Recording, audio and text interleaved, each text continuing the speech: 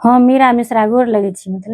मिथिला पंचांग के अनुसार माघ मास के शुक्ल पक्ष के सप्तमी तिथि के अचला सप्तमी मनायल जाइए, जे एहि बेर 25 जनवरी 2026 के रवि दिन पड़ैया। एहि दिन कुलदेवी भगवती के पातरि पड़ै छनि तस्मी बनाकऽ और कुमारि ब्राह्मण खुआयल जाइए। अचला सप्तमी के रथ सप्तमी, माघी सप्तमी, भानु सप्तमी, आरोग्य सप्तमी के नाम से जानल जाइत अछि। सप्तमी के दिन सूर्य उदय से पहिने गंगा यमुना कमला कोसी में 7 डूम नहाय के विधान अछि। स्नान कऽ के सूर्य भगवान के जल चढ़ायल जाइत छनि।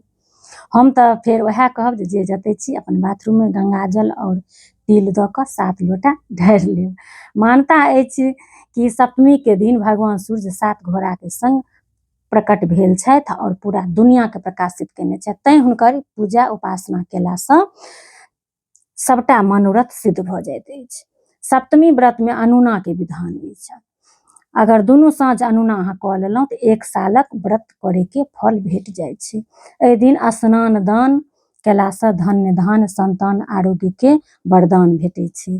दान में अन्न, लाल वस्त्र, द्रव्य यथाशक्ति तथा भक्ति, जिनका जतेक भगवती देने छथिन से दान करे के विधान अछि। ई माघी सप्तमी सूर्य भगवान के जयंती के रूप में मनायल जाइत अछि। ई व्रत केलासँ अहाँके कुंडली में सूर्य के स्थिति बहुत मजबूत भऽ जाइत अछि। ताहि दुआरे सब गोटे से आग्रह जे ई जरूर करी। बहुत आसान अछि। दुनू साँझ अनूना से एहिमे व्रत के विधान अछि।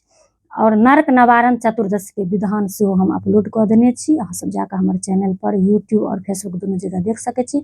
और अहिना अहाँ सब अपन अपन कमेंट करैत रही, हमरा बहुत नीक लागैया। हर एक पर्व त्योहार के लेल से अहिना अहाँ सब से हमरा फरमाइश करैत रही, हम अहाँ सब लेल वीडियो बनबैत रही। चलू सब गोटे के हम बहुत बहुत शुभकामना दै छी, बहुत बहुत बधाई।